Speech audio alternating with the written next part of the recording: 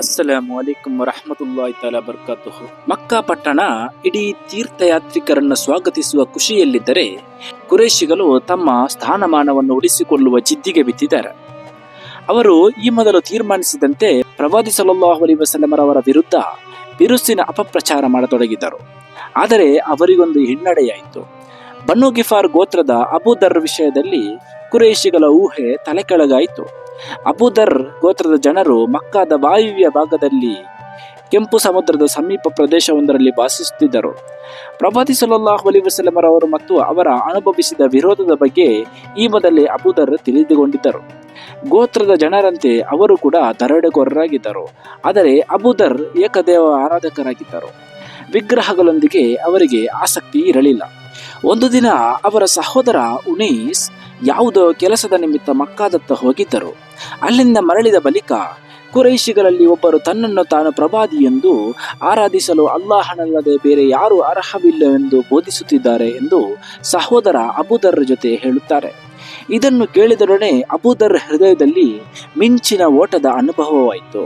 ಅವರು ಯಾರು, ಅವರ ಬೋಧನೆ ಏನು ತಿಳಿಯಬೇಕೆಂದು ಸೀದಾ ಮಕ್ಕಾದತ್ತ ದೌಡಾಯಿಸಿದರು. ಇತ್ತ ಕಡೆ ಪ್ರವಾದಿ ಸಲ್ಲಲ್ಲಾಹು ಅಲೈಹಿ ವಸಲ್ಲಮರವರ ವಿರುದ್ಧ ಅಪಪ್ರಚಾರ ಮಾಡುತ್ತಿದ್ದ ಕುರೈಶಿಗಳಿಗೆ ಮಕ್ಕಾ ಪ್ರವೇಶಿಸಿದ ಅಬೂದರ್ ಎದುರಾದರು.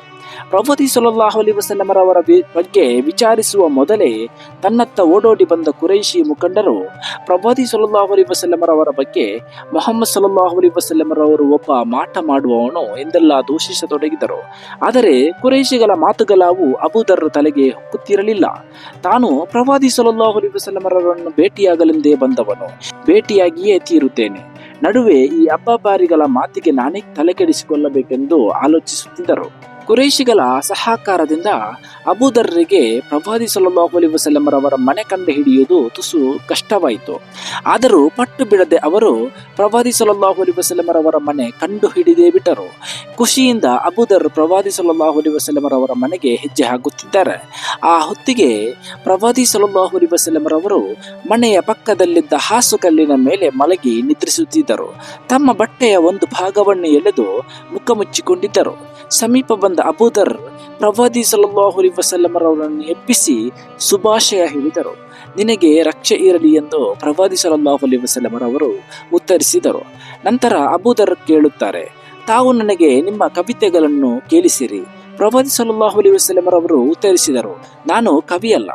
ಹಾಗಾದರೆ ನೀವ್ಯಾರು? ಅಬೂದರ್ ಮರುಪ್ರಶ್ನೆ ಹಾಕುತ್ತಾರೆ. ಪ್ರವಾದಿ ಸಲ್ಲಲ್ಲಾಹು ಅಲೈಹಿ ವಸಲ್ಲಮರವರು ಹೇಳುತ್ತಾರೆ, ನಾನು ಅಲ್ಲಾಹನ ಪ್ರವಾದಿ. ನನ್ನ ಸಂದೇಶ ಕುರ್ಆನ್. ಅದು ನನ್ನ ಮಾತುಗಳಲ್ಲ, ಅಲ್ಲಾಹನ ಮಾತುಗಳಾಗಿವೆ. ಹಾಗಾದರೆ ನನಗದನ್ನು ಓದಿ ಹೇಳಿರಿ. ಅಬೂದರ್ ವಿನಂತಿಸಿಕೊಂಡರು. ಪ್ರವಾದಿ ಸಲ್ಲಲ್ಲಾಹು ಅಲೈಹಿ ವಸಲ್ಲಮರವರು ಕುರ್ಆನಿನ ಒಂದು ಅಧ್ಯಾಯವನ್ನು ಪಾರಾಯಣ ಮಾಡಿದರು. ಕುರ್ಆನ್ ವಚನ ಕೇಳಿದೊಡನೆ ಅಬೂದರ್ ಪ್ರತಿಜ್ಞೆ ಮಾಡುತ್ತಾರೆ, ಅಲ್ಲಾಹನಲ್ಲದೆ ಮತ್ತೊಬ್ಬ ದೇವನಿಲ್ಲವೆಂದು ನಾನು ಸಾಕ್ಷ್ಯ ನುಡಿಯುತ್ತೇನೆ.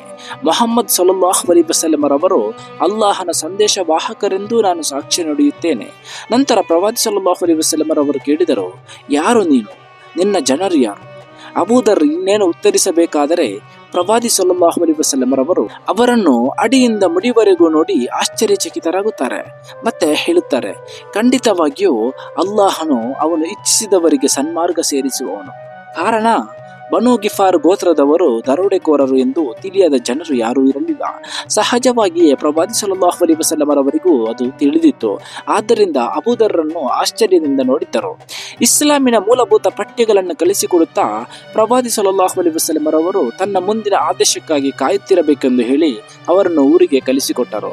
ಅಬೂದರ್ ಹೃದಯದಲ್ಲಿ ಈಗ ಹೊಸ ಕೋಲ್ಮಿಂಚಿ ಹೊತ್ತಿಸಿಕೊಂಡ ಅನುಭವದೊಂದಿಗೆ ತನ್ನ ಜನರತ್ತ ಮರಳಿದರು. ಆನಂತರ ಅಬೂದರ್ ಪ್ರಭಾವದಿಂದ ಅವರು ಜನಾಂಗದಿಂದ ಹಲವರು ಇಸ್ಲಾಂ ಸ್ವೀಕರಿಸಿದ್ದರು. ಆಗಲೂ ಅವರು ತಮ್ಮ ಗೋತ್ರದ ಕಸುಬು ಎಂಬಂತೆ ದರೋಡೆಯನ್ನೇ ಮಾಡುತ್ತಿದ್ದರು. ಕಾರಣ ಆಗಿನ್ನೂ ಇಸ್ಲಾಮಿನ ಸಂಪೂರ್ಣ ನೀತಿ ನಿಯಮಗಳು ಸ್ಥಾಪಿತಗೊಂಡಿರಲಿಲ್ಲ. ಹೆಚ್ಚಾಗಿ ಅವರು ಕುರೈಶಿ ವ್ಯಾಪಾರಿಗಳನ್ನೇ ಗುರಿಯಾಗಿಸಿಕೊಂಡು ದರೋಡೆ ಮಾಡುತ್ತಿದ್ದರು.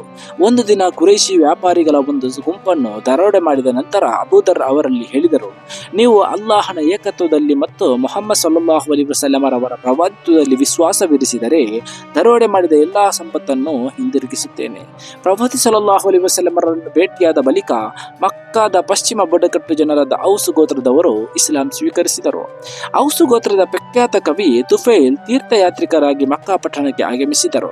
ಆಗಲೇ ಅವರಿಗೆ ಕುರೈಶಿ ಮುಖಂಡರು ಮೊಹಮ್ಮದ್ ಸಲ್ಲಲ್ಲಾಹು ಅಲೈಹಿ ವಸಲ್ಲಮ ಎಂಬ ಮಾಂತ್ರಿಕನ ಬಗ್ಗೆ ಎಚ್ಚರದಿಂದ ಇರುವಂತೆಯೂ, ಇಲ್ಲದಿದ್ದರೆ ಅವರು ತಮ್ಮ ಮಾಂತ್ರಿಕ ವಿದ್ಯೆಯಿಂದ ನಿಮ್ಮನ್ನು ನಿಮ್ಮ ಸ್ವಂತ ಜನತೆಯಿಂದಲೇ ದೂರ ಮಾಡಿಬಿಡುತ್ತಾರೆಂಬ ಮಾತುಗಳನ್ನು ಕೇಳಿಸಿಕೊಂಡಿದ್ದರು.